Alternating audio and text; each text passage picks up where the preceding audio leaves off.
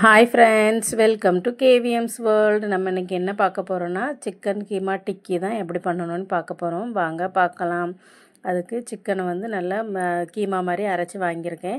அதுக்கப்புறம் ஒரு 2 பெரிய வெங்காயம் நல்லா பொடிசாக கட் பண்ணி வச்சுக்கிடணும்.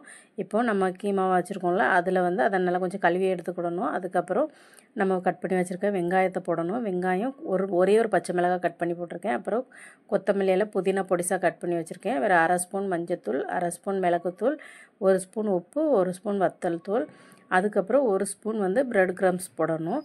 இது கூட வந்து நம்ம வந்து மிளகாய், கொத்தமல்லி, புதினா, இஞ்சி, பூண்டு இது இவ்வளோத்தையும் போட்டு அரைச்சி அது பேஸ்ட்டு மாதிரி ஒரு 2 ஸ்பூன் எல்லாத்தையும் போட்டு நல்லா மிக்ஸ் பண்ணணும். நல்லா சிக்கன், வெங்காயம் எல்லாமே நல்லா மிக்ஸ் ஆயிடணும். நல்லா போட்டு நல்லா மிக்ஸ் பண்ணி எடுத்துட்டு, அதுக்கு பிறகு இதை வந்து உருண்டை பிடிச்சி நம்ம வடைலாம் தட்டுவோம்ல, அதே மாதிரி நல்லா உருண்டை பிடிச்சி வடை மாதிரி தட்டணும். நல்லா டைட்டாக உருண்டை பிடிச்சிட்டு அதுக்கப்புறம் கையில் வச்சு நம்ம இப்படி ப்ரெஸ் பண்ணோன்னா இப்படி வடை மாதிரி வந்துடும்.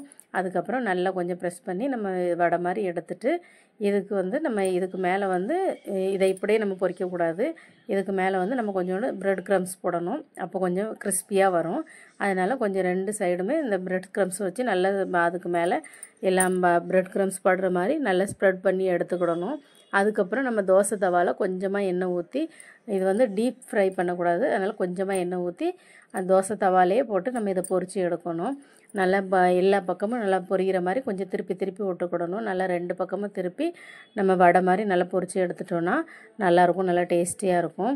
கொஞ்சம் 2 பக்கமுமே ஒரு 5 நிமிஷம் நல்லா திருப்பி கொஞ்சம் ஓரளவுக்கு கோல்டன் ப்ரௌன் கலர் ஆகிற வரைக்கும் நல்லா பொரித்து எடுக்கணும். லோ ஃப்ளேம்லேயே வச்சு கொஞ்சம் கொஞ்சமாக நம்ம இப்படி திருப்பி விட்டு பொரித்து எடுக்கணும். இப்போ ரெடி ஆகிட்டு இதை நான் ஒரு தட்டில் மாற்றிட்டு காட்டுறேன் பாருங்கள். இப்போ நான் இதை தட்டில் எடுத்துகிட்டு நான் உங்களுக்கு காமிக்கேன். இப்போ ரெடி ஆகிட்டு கரெக்டாக இருக்குது.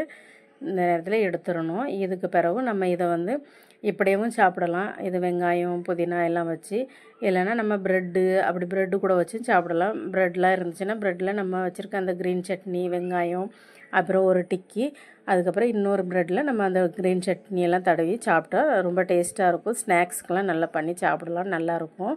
ஈஸியான ரெசிபி தான். ட்ரை பண்ணி பாருங்கள், நல்லாயிருக்கும். இந்த வீடியோ பிடிச்சா லைக் பண்ணுங்கள், ஷேர் பண்ணுங்கள், கமெண்ட் பண்ணுங்கள். என் சேனலை சப்ஸ்கிரைப் பண்ணுங்கள்.